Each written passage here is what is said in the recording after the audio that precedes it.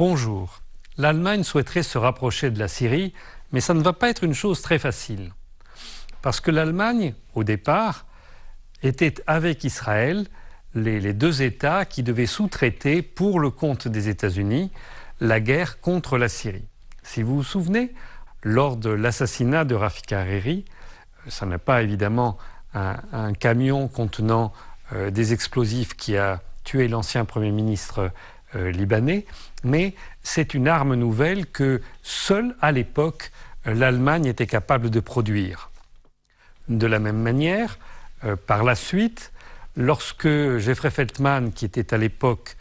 l'ambassadeur des États-Unis au Liban et qui est depuis le numéro 2 et le véritable chef des Nations Unies, lorsque Jeffrey Feltman a organisé la commission des Nations Unies pour faire la vérité sur cet attentat, c'est à nouveau l'Allemagne qui a fourni l'ancien procureur Detlef Melis,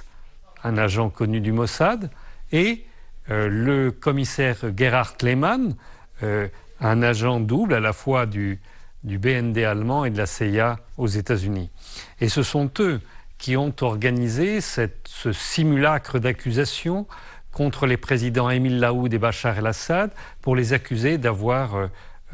organisé l'attentat contre Rafik Hariri. De la même manière, lorsque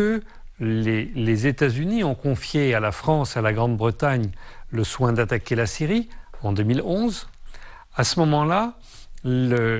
l'Allemagne a suivi le mouvement, a voté les sanctions européennes, par exemple, ou par la suite a interdit aux Syriens qui se trouvaient sur son territoire de participer à l'élection présidentielle syrienne. Mais surtout, en juin 2012, alors que se préparait la conférence de Genève et que les États-Unis et la Russie étaient en train de trouver un accord pour une paix régionale au Proche-Orient, la France a demandé à l'Allemagne, qui a accepté, de présider une réunion des Amis de la Syrie à Abu Dhabi, au cours de laquelle Clemens Goetz, un haut fonctionnaire du ministère des Affaires étrangères allemand, a distribué des concessions sur le gaz syrien aux différents États qui prenaient l'engagement de saboter la conférence de Genève. Et actuellement, c'est depuis le territoire allemand que se trouvent coordonnés les différents groupes djihadistes qui se battent sur le territoire syrien. En effet, depuis la guerre froide, la coordination internationale des frères musulmans est située à Aachen, Aix-la-Chapelle.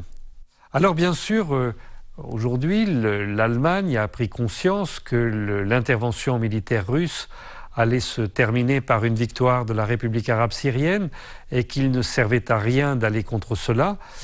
En outre, l'Allemagne n'a aucun intérêt direct à poursuivre cette guerre.